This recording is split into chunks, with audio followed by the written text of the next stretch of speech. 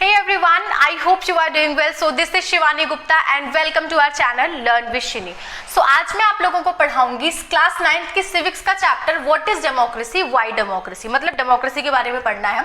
अच्छा, चैप्टर कुछ लंबा है नाम what is democracy, why democracy. 2 parts में डिवाइड करते हैं। पहले हम लोग पढ़ेंगे व्हाट इज डेमोक्रेसी, फिर हम लोग पढ़ेंगे व्हाई डेमोक्रेसी। ठीक है, डेमोक्रेसी। अच्छा, डेमोक्रेसी के बारे में आप लोगों ने सुना होगा कि democracy is a better form of government. Best नहीं बोलते हैं, बेटर बोलते हैं, क्योंकि ये और जो गवर्नमेंट की फॉर्म्स होती हैं उनसे बेटर होती है। कुछ फ्लॉज है इसमें, इसलिए हम बेस्ट नहीं बोल सकते। कोई भी चीज परफेक्ट नहीं होती है, right.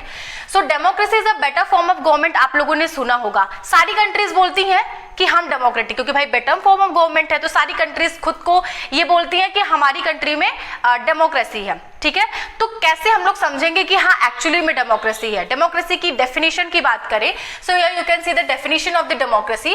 Democracy is a form of government in which rulers are elected by the people. ये एक कॉमन सी सिंपल सी डेफिनेशन है डेमोक्रेसी की। इसके अलावा आपने अब्राहम लिंकन जी का डेफिनेशन सुना होगा, democracy is a form of government which is for the people, bye the people, of the people. ये सुना है आप लोगों ने। सो ये चीजें जो हो गई बेसिकली इलेक्शंस की बात कर रही है। तो क्या मतलब, अगर इलेक्शंस हो रहे हैं, वहां पे जो रूलर्स है वो इलेक्ट करके आ रहे हैं, तो क्या वहां पे डेमोक्रेसी हो गई? नो, नहीं बोल सकते ऐसा। क्यों नहीं बोल सकते, अभी आप लोग भी समझ जाओगे। अभी मैं कुछ स्टोरीज आपको बताऊंगी तो आप लोग समझ जाओगे कि डेमोक्रेसी में एक्चुअली चाहिए क्या होता है। Elections is enough? No, elections is not enough. We need some other features also in a democracy. तो फीचर्स वो क्या क्या होते हैं, सॉरी, वो फीचर्स हम लोग समझते हैं। So there are some features. Number 1, कहानी से समझेंगे। बहुत सारी इंटरेस्टिंग स्टोरीज हैं। पहली स्टोरी हम लोग जाते हैं, बहुत दूर नहीं लेके जाऊंगी, पाकिस्तान लेके जाऊंगी। पाकिस्तान इंडिया से अलग हुआ 1947 में, वहां पे डेमोक्रेसी आई, इंडिपेंडेंस मिली, एंड वहां पे कहानी धीरे धीरे सही ठीक ठाक चल रही थी 1999 तक। क्या हुआ 1999 में? तो 1999 में हुआ कि परवेज मुशर्रफ भाई साहब आते हैं, ये जनरल होते हैं, मिलिट्री के हेड होते हैं। इन्होंने क्या किया, इन्होंने मिलिट्री कूप कर दिया और तख्ता पलट सुना होगा आप लोगों ने, सरकार गिरा दी भाई, ओवर थ्रू द गवर्नमेंट। उन्होंने गवर्नमेंट को हटा दिया और क्या बन गए, खुद उन्होंने अपने आप को डिक्लेयर कर दिया chief executive of the government. उन्होंने अपने आप को गवर्नमेंट का चीफ एग्जीक्यूटिव, बहुत हायर पोस्ट होती है, वो डिक्लेयर कर दिया। इससे भी इनका मन नहीं भरा, बाद में इन्होंने अपने आप को और बड़ी डेजिग्नेशन दे दी, क्या, प्रेसिडेंट। उन्होंने अपने आप को प्रेसिडेंट की डेजिग्नेशन दे दी। चलो यहां तक कहानी समझ में आई।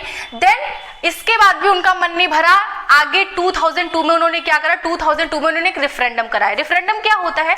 रेफरेंडम ऐसी चीज होती है कि जो पूरी कंट्री में एक रेफरेंडम होता है। दैट मीन्स किसी पॉलिटिकल मुद्दे पर, किसी पॉलिटिकल इशू पे पूरी कंट्री के लोग वोट करते हैं एंड वोट के अकॉर्डिंग उसका रिजल्ट डिक्लेयर किया जाता है। सो उन्होंने एक रेफरेंडम कराया। रेफरेंडम का टॉपिक क्या था? टॉपिक था कि क्या परवेज मुशर्रफ जी को वापस से 5 ईयर का एक्सटेंशन और देना चाहिए? तो भाई रेफरेंडम में जो वहां की जनता थी उन्होंने बोला यस, बिल्कुल देना चाहिए। तो वापस से ये आ जाते हैं बट यहाँ पे कुछ चीज बाद में निकल के आई। जो मीडिया थी वहां की, पाकिस्तानी मीडिया, और वहां के जो ह्यूमन राइट एक्टिविस्ट थे, जो डेमोक्रेटिक एक्टिविस्ट थे, तो इन लोगों ने क्या बोला कि जो परवेज मुशर्रफ थे उन्होंने यहाँ पे गलत टैक्टिक्स का सहारा लिया था। उन्होंने क्या करा था, उन्होंने यहाँ पे फ्रॉड किए, माल प्रैक्टिसेस की, किसमें, रेफरेंडम में, जिसकी वजह से वो वापस से एक वहां पे मतलब उनके जो रिजल्ट आया वो उनके पक्ष में आया। तो इसलिए उन्होंने बोला, लेकिन भाई उनको कहाँ फर्क पड़ने वाला था परवेज मुशर्रफ को। उन्होंने अगस्त 2002 में क्या कराया, उन्होंने एक लीगल फ्रेमवर्क ऑर्डर इशू कराया। क्या था? इसके अकॉर्डिंग था कि अब प्रेसिडेंट को ये पावर है, president have the power to dismiss the national assembly and the state assembly और प्रोविंशियल असेंबली। अभी प्रेसिडेंट जो है वो नेशनल असेंबली को जब भी मन चाहे उसको डिसमिस कर सकता है और प्रोविंशियल असेंबली को भी डिसमिस कर सकता है। ठीक है ना। अच्छा, नेशनल असेंबली, प्रोविंशियल असेंबली, इनको एक तरह से जो इसके सिविलियन मेंबर्स होते थे, इनको सुपरवाइज कौन करती थी? उनको एक काउंसिल सुपरवाइज करती थी जिसका नाम था नेशनल सिक्योरिटी काउंसिल। ठीक है ना, ध्यान से सुनिएगा। इन्होंने 2002 में एक लीगल फ्रेमवर्क ऑर्डर, एक ऑर्डर इशू कराया 2002 में। उसमें क्या था कि जो प्रेसिडेंट है वो असेंबलीज को डिसमिस कर सकता है, राइट। और उसके अलावा जो इस असेंबली के सिविलियन मेंबर्स होंगे उनको सुपरवाइज कौन करेगा? उनको करेगी एक नेशनल सिक्योरिटी काउंसिल सुपरवाइज करेगी।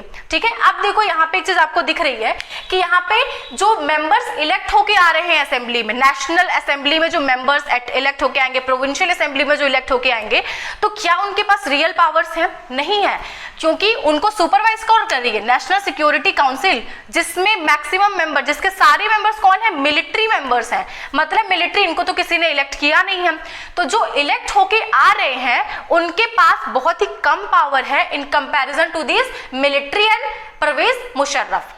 रियल पावर किसके पास जा रही है? रियल पावर जा रही है परवेज मुशर्रफ एंड मिलिट्री के पास में जा रही है। तो क्या यहाँ पे कह सकते हैं कि यहाँ पे इलेक्शंस हो रहे हैं और जो रूल कर रही है वो हमारी इलेक्टेड रिप्रेजेंटेटिव है? नहीं बोल सकते ना। तो इसीलिए यहाँ पे जो हमारी डेमोक्रेसी है उसका फर्स्ट फीचर नंबर 1 निकल के आता है that final decision making power must rest with those elected by people. मतलब डेमोक्रेसी, अगर आप बोल रहे हो हमारी कंट्री में डेमोक्रेसी है, दैट मीन्स आपकी कंट्री में जो डिसीजन मेकिंग पावर होगी वो किसके पास होगी? वो होगी हमारे इलेक्टेड रिप्रेजेंटेटिव के पास में। ठीक है, ऐसा नहीं है कि आप इलेक्टेड, उनको इलेक्ट करके ले आए आप, लेकिन उनकी पावर आपने छीन ली। ठीक है, चलो ये फर्स्ट हमारा फीचर निकल के आ गया। चलो अब दूसरी कहानी शुरू करते हैं। थोड़ा सा पाकिस्तान से हटके चाइना के पास जाते हैं। चाइना में, तो चाइना में क्या कहानी थी कि वहां पे रेगुलर इलेक्शंस हो रहे थे आफ्टर 5 इयर्स। वहां की जो पार्लियामेंट है, पार्लियामेंट के लिए वहां पे 5 इयर्स पे इलेक्शंस होते हैं। तो वहां के जो पार्लियामेंट को बोलते हैं नेशनल पीपल्स कांग्रेस। क्या बोलते हैं? National People's Congress. इसका एक चाइनीज नाम भी आप लोग अपनी बुक में देख लीजिएगा, मैंने उसको लिखना जरूरी नहीं समझा। आप लोग अगर पढ़ पाएंगे तो ऑब्वियसली आप पढ़ सकते हो। सो 5 इयर्स के लिए वहां पे इलेक्शंस होते हैं, पार्लियामेंट के लिए इलेक्शन होता है। उनके पार्लियामेंट में 3000 मेंबर्स होते हैं। चलो कहानी सही लग रही है ना? अभी यहाँ पे लग रहा है कि डेमोक्रेसी है। सी, सो पार्लियामेंट के लिए 3000 मेंबर्स के लिए इलेक्शन होते हैं। बाद में ये मेंबर्स मिलके वहां का जो प्रेसिडेंट है उसको इलेक्ट करते हैं। भाई आप तो बोलोगे कि सब कुछ अच्छा लग रहा है, डेमोक्रेसी है, वहां के लोग प्रेसिडेंट को इलेक्ट कर रहे हैं, सब कुछ अच्छा लग रहा है ना। चलो ट्विस्ट लाती हूँ। ट्विस्ट क्या है कि यहाँ पे अगर आप इलेक्शन में खड़े होना चाहते हो, कॉन्टेस्ट करना चाहते हो इलेक्शन में ना, देन आपको अप्रूवल चाहिए होता है। अब ये कैसा स्यापा है भाई? स्यापा है, यहाँ पे जो कैंडिडेट्स हैं दे needs approval of Chinese communist party. चलो अभी आगे इसमें विलन आ गया, चाइनीज कम्युनिस्ट पार्टी। मतलब ये क्या है? ये डिक्टेटरशिप जैसा है कि ये पार्टी जो है ये अप्रूवल देगी किसी दूसरे लोगों को कि हाँ आप इलेक्शन में खड़े हो सकते हो, तो मतलब इनके अंडर में ये काम करेगी। इसके अलावा एक चीज और है कि यहाँ पे जो members of CCP are its 8 alliance party are allowed to contest. मतलब ये जो हमारी सीसीपी है चाइनीज कम्युनिस्ट पार्टी, इसके साथ में 8 अलाइड पार्टी है, मतलब इसके साथ में जिन्होंने अलायंस के, इसके दोस्त बोल सकते हो आप लोग, भाई बोल सकते हो। तो चाइनीज कम्युनिस्ट पार्टी के जो दोस्त हैं, 8 दोस्त हैं, ये दोनों ही जो इलेक्शन उसमें कॉन्टेस्ट कर सकते हैं। और अगर आप इलेक्शन लड़ना चाहते हो तो आपको इन्हीं में से किसी का मेंबर होना पड़ेगा, अप्रूवल चाहिए होगा। ठीक है, तो यहाँ पे तो आपने देख ली दादागिरी चल रही है चाइनीज कम्युनिस्ट पार्टी की। तो इस तरह से आप देख लो कि इलेक्शन तो आपको लग रहे हैं कि हाँ इलेक्शन हो रहा है एवरी 6 ईयर, यहाँ पे जो एक प्रेसिडेंट है चूज होके आ रहा है, बट लीडरशिप किसकी चल रही है? चाइनीज कम्युनिस्ट पार्टी की। इसीलिए हमेशा से ही चाइनीज कम्युनिस्ट पार्टी ही वहां पे रूल कर रही है चाइना में। ठीक है ना। चलो नॉन नेक्स्ट अगर हम लोग बात करें मैक्सिको की कहानी समझते हैं। मैक्सिको में क्या चल रहा था, सेम कंडीशन यहाँ पे ध्यान से देखिएगा। सिंस 1930 यहाँ पे भी रेगुलर इलेक्शंस हेल्ड हो रहे थे। यहाँ पे ऐसा कोई मिलिट्री रूल नहीं आया था एज इट पाकिस्तान की कोई तरह कोई मिलिट्री रूल नहीं आया था और यहाँ पे इलेक्शंस हो रहे थे। सब चंगासी, चलो सब चंगासी। थोड़ा ट्विस्ट लाती हूँ। ट्विस्ट ये आया कि until 2000 every election 1 by 1 party. Yes, तो यहाँ पे क्या सीन चल रहा है कि भाई इलेक्शन हो रहा है, कोई मिलिट्री वगैरह कुछ नहीं आई है, लेकिन चीज ये है कि जब से इनको इंडिपेंडेंस मिली है ये इलेक्शन जो भी ये कंडक्ट करा रहे उसमें एक पार्टी ही जीत रही है। ऐसा कैसे हो सकता है भाई? क्या एक ही पार्टी यहाँ पे अच्छी है? क्या नाम है पार्टी का? PRI। हालांकि इसका नाम है, इसका जो फुल फॉर्म है that is institutional revolutionary party. उल्टे काम करती है इसलिए नाम उल्टा कर दो, तो उल्टा शुरू करोगे आप लोग, PRI में आई से शुरू करो, इंस्टीट्यूशनल रिवोल्यूशनरी पार्टी। ठीक है, तो इसने क्या करा, ये पार्टी थी यही इलेक्शंस जीत रही थी। ठीक है ना, ऐसा नहीं है कि यहाँ पे अपोजिशन नहीं लड़ रही थी, अपोजिशन भी यहाँ पे लड़ती थी, इलेक्शन में खड़ी होती थी, बट स्टिल जो ये PRI है यही जीतती थी इलेक्शंस में। क्यों? क्योंकि इसने कुछ डर्टी ट्रिक्स अपनाए थे। क्या है ये डर्टी ट्रिक्स? मैंने यहाँ मेंशन करे हुए हैं, देखिए। फर्स्ट थिंग क्या करती थी, government official have to attend the party meetings. इसने ऐसा रेगुलेशन बना दिया था, फिर आप बोल सकते हो कि फोर्स करती थी जो भी गवर्नमेंट ऑफिसर्स होते थे कि आपको हमारी पार्टी की मीटिंग अटेंड करनी पड़ेगी, अदरवाइज आपको जॉब छोड़नी पड़ेगी, आपको जॉब से निकाल दिया जाएगा। सो एक तो ये करती थी। सेकेंड, गवर्नमेंट टीचर जो होते थे वो फोर्स करते थे पेरेंट्स को कि आप भाई इसी पार्टी को वोट देना, पीआरआई को वोट देना, ठीक है, पीआरआई की सरकार बनाना। Number 3, media under control. इन्होंने क्या कर रखा था, इन्होंने मीडिया को अपने अंडर कंट्रोल में कर रखा था। कैसे कैसे इन्होंने जो मीडिया दिखाती थी वो बस इनके लिए ही दिखाती थी, ये कभी इस पीआरआई की गवर्नमेंट को कभी क्रिटिसाइज नहीं करती थी। क्रिटिसाइज किसको करती थी, क्रिटिसाइज करती थी ऑपोजिशन को। ऑपोजिशन के अच्छे कामों को नहीं दिखाती थी, ये हमेशा ऑपोजिशन की जो गलत काम या फिर उनको क्रिटिसाइज करने का काम करती थी। So media was under control, you can see here, media को इन्होंने पूरी तरह से कंट्रोल करके रखा हुआ था। Now next, shifted polling booth last minute. ये क्या करती थी, जब भी इलेक्शंस होते थे तो ये जो पोलिंग बूथ्स होते थे उनको लास्ट मोमेंट पे ना शिफ्ट कर देती थी from one place to another place. इससे क्या होगा, अभी आपको पता है आपको यहाँ वोट करने जाना है, लेकिन लास्ट मोमेंट पे अगर शिफ्ट होगा तो आपको प्रॉब्लम आएगी, you have to face the difficulty to vote. आपको वोट करना है तो आपको डिफिकल्टी फेस करनी पड़ेगी, राइट। तो इस तरह से ही करती थी। इसके अलावा ये जो पार्टी थी ये अपने कैंडिडेट्स के कैंपेन होते थे उनमें बहुत ज्यादा ही पैसे खर्च करती थी। तो ये कुछ इस तरह के ट्रिक्स अपनाती थी ये पीआरआई जो एक पार्टी थी, जिसकी वजह से लगातार यही पार्टी जीत रही थी इलेक्शंस में, ठीक है। तो आप देख रहे हो यहाँ पे कि जो पार्टीज हैं, सी चाइना में आप देख लो चाहे मैक्सिको में देख लो, दोनों में ही एक पार्टी कहीं ना कहीं डोमिनेट कर रही है, ठीक है ना। कोई आपको लग रहा है कि यहाँ पे सबको इक्वल अपॉर्चुनिटी मिल रही है, सारी पार्टीज को, किसी को भी हम वोट कर सकते हैं, ऐसा नहीं है ना। तो यहाँ पे वही है, democracy must be based on free and fair election. This is the feature number 2 of democracy, कि भाई अगर डेमोक्रेसी कर रहे हो ना तो आपके यहाँ पे ये चीज होनी चाहिए कि जो इलेक्शंस आप करा रहे हो that should be free and fair, मतलब फ्री इलेक्शंस हो एंड फेयर हो। ऐसा नहीं है कि एक ही पार्टी डोमिनेट कर रही है, एक ही पार्टी सब कुछ अपने कंट्रोल में लेके चल रही है, इलेक्शंस को भी इवन, ठीक है ना। Where those currently in power have a fair chance of losing, मतलब जो पावर में आज के टाइम पे पावर में है, देन उनका भी चांस हो कि वहां अगर इलेक्शंस होते हैं तो वो लूज कर सकते हैं, हार सकते हैं। ऐसा नहीं है कि बस उन्हीं के ही चांसेस हैं जीतने की, ठीक है ना। सो ये है हमारा फीचर नंबर 2 ऑफ डेमोक्रेसी। चलो 3 कहानी पढ़ ली हमने, पाकिस्तान की, चाइना की, मैक्सिको की। अगली कहानी पढ़ते, कहानी नहीं है, दिस इज अ फैक्ट कि सऊदी अरेबिया में क्या है, 2015 तक वहां पे था कि जो विमेन्स होती थी उनको वोट करने का राइट नहीं था, they didn't have the right to vote until 2015 से पहले वो वोट नहीं करती थी। एस्टोनिया में क्या केस था, एस्टोनिया में ऐसा उन्होंने एक सिटीजनशिप रूल बना दिया था जिसके अकॉर्डिंग जो रशियन मिनोरिटी होती थी, रशियन मिनोरिटी को वोट करने के लिए बहुत ज्यादा डिफिकल्टीज फेस करनी पड़ती थी, ठीक है ना। तो इससे क्या लग रहा है कि भाई मिनोरिटी को वोट करने में डिफिकल्टी, ऐसा उन्होंने कुछ अपना सिटीजनशिप रूल बनाया था। नेक्स्ट क्या है, Fiji. Fiji is a country, ठीक है ना। आप फिजी कुछ वैसी चीज नहीं है, फिजी लग रहा है आपको। फिजी में क्या था कि जो वहां के इंडिजिनियस फिजी थे उनकी वोट की वैल्यू जो इंडियन फिजियन थे उनसे ज्यादा होती थी। सपोज इंडिजिनियस फिजी की वैल्यू अगर 1 है, अगर ये एक वोट कर रहे हैं, इनकी वैल्यू 1 है, तो इंडियन फिजियन की वैल्यू हाफ होगी। ऐसा है, कुछ ज्यादा होती थी उनकी, कुछ कम होती थी। तो भाई ये तो नाइंसाफी है, वोट दोनों ही कर रहे हैं तो कैसे रहे, दोनों ही रहे कंट्री में। तो इससे क्या मतलब कि वो उनके फोर फादर्स यहाँ के थे कि नहीं थे। इंडिजीनियस का मतलब होता है कि जिनके फोर फादर्स फिजी के ही थे, वहीं के थे। एंड इंडियन फिजियन मतलब जो बाहर से आए थे, जो यहाँ के, जिनके फोर फादर्स यहाँ के नहीं थे, उनको क्या बोलेंगे, इंडियन फिजी, ठीक है ना। तो ऐसा उन्होंने यहाँ पे रूल बना के रखा था। तो अभी आपको लग रहा है कि क्या यहाँ पे सबको इक्वल वोटिंग राइट्स है? आपको लग रहा है नो, क्योंकि यहाँ पे कुछ लोगों को ज्यादा राइट है, कुछ लोगों की वोट की वैल्यू ज्यादा है, कुछ लोगों को वोट करने के लिए ज्यादा डिफिकल्टी फेस करनी पड़ रही है। तो ये सारी सिचुएशन है। तो यहीं से हम निकाल के लाते हैं फीचर नंबर 3, जो कि क्या है, in a democracy each adult citizen must have 1 vote and each vote must have 1 value. That is, आप लोगों ने सुना होगा यूनिवर्सल एडल्ट फ्रेंचाइजी, मतलब जितने भी एडल्ट हैं 18+ हैं उनको एक वोट करने का राइट होगा एंड हर 1 वोट की वैल्यू क्या होगी, 1 होगी। ऐसा नहीं है कि जो अपना है उसकी ज्यादा है, बाहर के लोगों की वैल्यू कम है, नो, ऐसा नहीं होगा। So this is feature number 3 of the democracy. चलो नाउ नेक्स्ट देखते हैं कहानी क्या है हमारी जिम्बाब्वे की। क्या कहानी है, जिम्बाब्वे इज अ कंट्री। यहाँ पे इनको इंडिपेंडेंस मिलती है 1980 में एंड सिंस द इंडिपेंडेंस 1980 से ही वहां पे एक पार्टी रूल कर रही थी। पार्टी का नाम बहुत इंटरेस्टिंग है, ZANU-PF। पीएफ, ठीक है, बहुत इंटरेस्टिंग नाम है, आपको याद हो गया होगा तुरंत।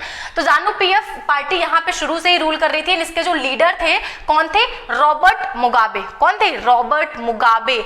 ये जो लीडर थे ये बहुत फेमस थे वहां पे। क्यों फेमस थे? क्योंकि यहाँ पे जब फ्रीडम स्ट्रगल हो रहा था तो इन्होंने इनका जो रोल था बहुत ज्यादा था, इन्होंने फ्रीडम दिलाने में बहुत हेल्प करी थी, इसलिए लोग इनको बहुत पसंद करते थे, रॉबर्ट मुगाबे जी को।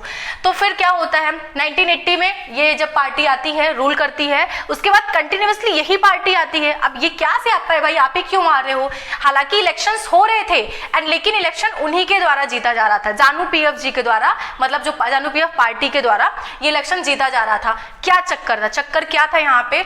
तो ये था यहाँ पे कि प्रेसिडेंट जो थे वो अनफेयर प्रैक्टिसेस प्रैक्टिस कर रहे थे। मतलब Number 1, several time amend the constitution that gives more power to president and which makes him less accountable। मतलब इन्होंने क्या करा, जो प्रेसिडेंट थे इन्होंने अब कुछ ऐसे प्रैक्टिसेस अपनाने शुरू किए ताकि ये बार बार अपने रूल में आ सकें और बार बार इनके पास पावर ज्यादा हो सके। तो नंबर 1 हम लोग 1 by 1 समझेंगे। इन्होंने कॉन्स्टिट्यूशन को अमेंड किया बहुत टाइम ताकि अपने आप को मीन्स प्रेसिडेंट की जो कुर्सी है उसको भारी पावर ज्यादा मिल सके, ठीक है ना, एंड उसको लेस अकाउंटेबल बना सके। अकाउंटेबल मतलब कि आप उनसे कोई क्वेश्चन नहीं पूछ सकते हो, ठीक है, और क्वेश्चन पूछोगे भी तो वो आंसर करने के लिए आपके लिए वो फोर्स नहीं है कि आप उनको आंसर आप उनसे ले ही लो। Number 2, opposition party and workers are harassed. तो यहाँ पे क्या करते थे, जो ऑपोजिशन पार्टी होती थी उनको हरास किया जाता था और उनकी जो मीटिंग्स होती थी, ठीक है, मीटिंग्स को डिसरप्ट करते थे, उनकी मीटिंग्स को हेल्ड नहीं होने देते थे। नंबर 3, जो भी पब्लिक प्रोटेस्ट होते थे, डिमॉन्स्ट्रेशंस होती थी, उसको इलीगल बोल दिया। भाई आप पब्लिक प्रोटेस्ट नहीं कर सकते हो, आप डिमॉन्स्ट्रेशन नहीं कर सकते हो, ऐसे कैसे? अगर आप डेमोक्रेसी बोल रहे हो तो आपको भाई एक राइट होना चाहिए कि आप freedom of speech, freedom of expression, तो ये सारी चीजें होनी चाहिए। लेकिन उन्होंने इस चीज को क्या बना दिया था? इलीगल, कि भाई देशद्रोह हो गया ये, तो आप कैसे आके डिमॉन्स्ट्रेशन कर रहे हो? ये आज के टाइम पे इंडिया में भी कुछ ऐसी कंडीशन देखने को मिल रही है कि आप अगर इकट्ठे होकर डिमॉन्स्ट्रेशन करते हो तो आपको बोल देंगे देशद्रोह। हालांकि ऐसी चीजें नहीं होनी चाहिए डेमोक्रेसी में। Next, television radio are control by the government. तो वहाँ के जो टेलीविजन थे, रेडियो थे, उनको गवर्नमेंट कंट्रोल करती थी, बस अपनी अच्छी अच्छी चीजें दिखाती थी। एंड जो जर्नलिस्ट होते थे, जो ऑनेस्ट जर्नलिस्ट होते थे, जो गवर्नमेंट को क्रिटिसाइज करते थे, तो उनको भी हरास किया जाता था। ओके, सो उनको हरास किया जाता था ताकि वो गवर्नमेंट को क्रिटिसाइज ना कर पाए। इसके अलावा क्या था? इग्नोर सम कोर्ट जजमेंट। अगर कोर्ट ने भाई कुछ अच्छी जजमेंट दे दी जो गवर्नमेंट को क्रिटिसाइज कर रही है, तो उसको ये क्या कर देते थे? इग्नोर। मतलब कोई वैल्यू नहीं है, जुडिशरी की कोई वैल्यू नहीं है, कुछ वो बोल रहे हैं बेचारा बैठ के, उसको कोई वैल्यू नहीं करते थे। सो ये सारी चीजें, बाप रे कितनी ज्यादा चीजें इन्होंने करी हैं प्रेसिडेंट ने। तो अब ये जब कंडीशन आ गई तो आप ये देख रहे हो कि जो जानु पीएफ पार्टी के लीडर थे रॉबर्ट मुगाबे, इन्होंने एक टाइम पे बहुत अच्छा काम किया था। इन्होंने फ्रीडम स्ट्रगल के लिए लड़ा था और बहुत ज्यादा इन लोगों ने इन्होंने सपोर्ट किया था इंडिपेंडेंस दिलाने में जिम्बाब्वे को। लेकिन ये सडनली इनको क्या हो गया? ये इतने पॉपुलर लीडर थे, ये सडनली ऐसे अनडेमोक्रेटिक क्यों बन गए? तो यहाँ से आप ये एक स्टेटमेंट आती है, बहुत ही फेमस क्वेश्चन है, इंपॉर्टेंट क्वेश्चन है, कि जो पॉपुलर लीडर्स हैं दे मे बी ऑटोक्रेटिक, या फिर जो अगर पॉपुलर कोई लीडर है दे मे बी अनडेमोक्रेटिक। तो ऐसे करके क्वेश्चन आ सकता है। तो उसको आप ये जिम्बाब्वे का एग्जांपल देख के आप उसको एक्सप्लेन कर सकते हो। जरूरी नहीं है कि लीडर जो बहुत पॉपुलर रहा है तो वो हमेशा अच्छा ही रहेगा, उसका भाई नीयत खराब भी हो सकती है ना। चलो, तो फिर ये इस वाले एग्जाम्पल से हमको इस कहानी से समझ में आया कि इलेक्शन होना ही इंपॉर्टेंट नहीं है, इलेक्शन के बाद क्या कंडीशन है एंड इलेक्शन के पहले क्या कंडीशन है उसको समझना बहुत जरूरी है। वहां पे एक फ्रीडम देना बहुत जरूरी है। जैसे यहाँ पे बात करें इलेक्शन के पहले, सो इलेक्शन के पहले कुछ ना कुछ पॉलिटिकल एक्टिविटीज होना जरूरी है, ठीक है ना। पॉलिटिकल एक्टिविटीज लाइक कि जो भी हमारे ऑपोजिशन है उनको राइट दिया जाए, उनको भी अपनी जो भी एक्टिविटीज करनी है वो भी वो कर सके। पीपल को राइट दिया जाए कि अपनी freedom of speech, freedom of expression, ये सारी चीजें कर सके, अपनी बातों को रख सके, उसको इलीगल ना बनाया जाए, ठीक है। उसके अलावा जो भी रेडियो, टेलीविजन, इनको क्या है, इनको भी फ्रीडम दी जाए, freedom of media basically. And क्या है लास्ट वन, कि जो कोर्ट है, जुडिशरी है, उसको इंडिपेंडेंट बनाया जाए। मतलब जुडिशरी की जो जजमेंट्स हो, पहली चीज तो वो इंडिपेंडेंट हो कोई भी जजमेंट देने में, प्लस जुडिशरी की बातों को सुना जाए एंड उसको माना जाए। इस तरह से ये डेमोक्रेसी में ये चीजें होनी चाहिए, ठीक है। आफ्टर दी, अगर आप इलेक्शन हुई, आप जीत के आ गए, तो आफ्टर द इलेक्शन क्या होती है, गवर्नमेंट को ये चीज होना चाहिए कि गवर्नमेंट अगर रूल कर रही है तो उसे अपनी डिक्टेटरशिप नहीं चलानी चाहिए, अपनी मनमानी नहीं करनी चाहिए, उसे according to the law rule करना चाहिए। मींस बेसिकली कंट्री में रूल ऑफ लॉ होना चाहिए, ठीक है ना। सो नाउ फीचर नंबर 4 यहाँ से हमारा निकल के आता है that a democratic government rules within limit set by constitutional law and citizens right, कि जो डेमोक्रेटिक गवर्नमेंट है वो उसकी जो रूल अगर कर रही है तो हमेशा उसको कॉन्स्टिट्यूशन के लिमिट में रह के ही रूल करना चाहिए, वो कॉन्स्टिट्यूशन से ऊपर नहीं उठ सकती कि भाई आप रूल में आए तो अपने कॉन्स्टिट्यूशन को ही बदल डाला, नो, ठीक है ना। यहाँ पे आपने देख लिए 4 फीचर्स ऑफ डेमोक्रेसी, कि डेमोक्रेसी में मैं एक बार रिवाइज करा देती हूँ कि डेमोक्रेसी में जो फाइनल डिसीजन मेकिंग पावर होनी चाहिए वो इलेक्टेड रिप्रेजेंटेटिव के हाथ में होनी चाहिए। दूसरा कि जो डेमोक्रेसी है वहां पे फ्री एंड फेयर इलेक्शंस होने चाहिए। And the third one is कि 1 vote 1 value, 1 person 1 vote 1 value, कोई इंसान अगर वोट कर रहा है तो उसकी वैल्यू 1 होनी चाहिए, ठीक है ना, ऐसा नहीं किसी की ज्यादा किसी की कम। एंड द लास्ट वन हमने देखा कि डेमोक्रेटिक गवर्नमेंट जो है वो हमेशा कॉन्स्टिट्यूशन के अंदर में रह के कॉन्स्टिट्यूशन के अकॉर्डिंग ही रूल करनी चाहिए, खुद को वो कॉन्स्टिट्यूशन के ऊपर ना समझे। So these are the 4 features of the democracy. I hope आपको क्लियर हुआ है। तो यहाँ पे हमने व्हाट इज डेमोक्रेसी वाला सेक्शन कंप्लीट कर लिया। यहाँ से अच्छा खासा 5 मार्क्स का क्वेश्चन आ जाता है कि right the features of the democracy, right the characteristics of the democracy, तो आप यहाँ से ये चारों पॉइंट्स लिख सकते हो, ठीक है ना। आई होप आपको क्लियर हुआ हो।